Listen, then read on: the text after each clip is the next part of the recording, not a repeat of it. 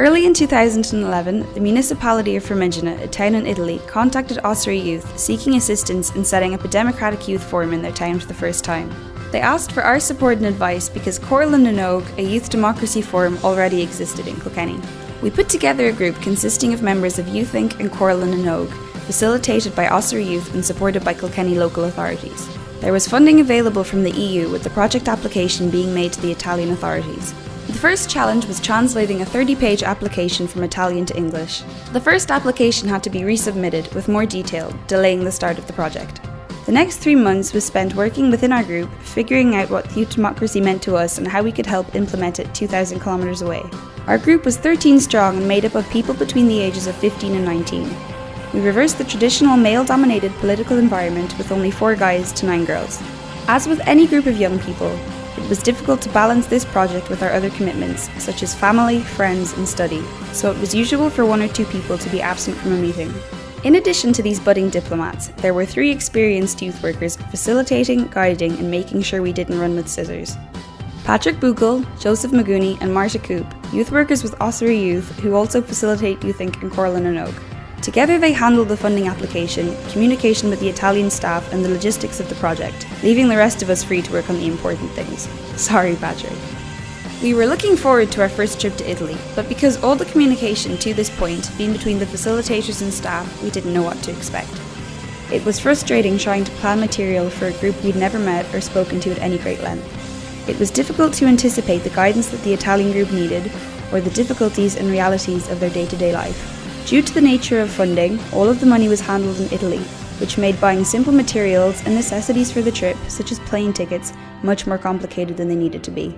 Our first trip to Formigine took place in July 2012. The devastating earthquake that hit northern Italy that June almost cancelled the project. It seriously affected the lives of some of the people we were going to meet, destroying their schools and damaging their homes. With the change in circumstance, all of our parents had to be consulted and agree that the project would still go ahead. When we arrived, we took the 2-hour bus journey from Milan to Formigine and spent the rest of the day getting to know the Italians. We finally got a sense of their needs, their ambitions for the project and how we could help them achieve their goals. The rest of the week was spent in meetings, with both groups making presentations, leading workshops and debating the finer points of youth democracy. As a collective, we crafted a survey about young people in society, which we put to the residents of Formigine. The results: that young people didn't have the opportunity to contribute to society, strengthened our resolve to get the Formigine Democratic Youth Forum up and running. All too soon it was time to come home.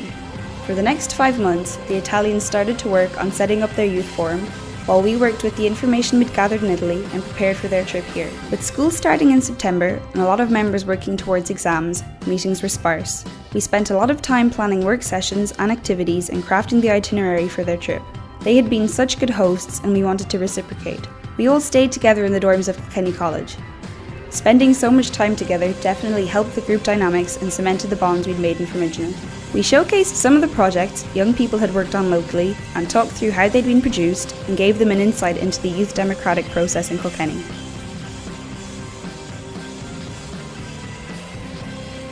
The goals of the project and what the Italians needed to achieve became much more apparent. After a very frustrating meeting on one of the last days of the visit, we came up with the golden page, a clear list of 8 things which would forward youth democracy in Italy. The visit also made clear the necessity of direct communications between the 2 youth groups. We organised Skype calls between the 2 groups to discuss their progress and to offer our advice. The Skype calls didn't work as well as they could have, with too many voices drowning out the message we wanted to send. In order to run the project, there was a certain amount of fundraising that needed to be done.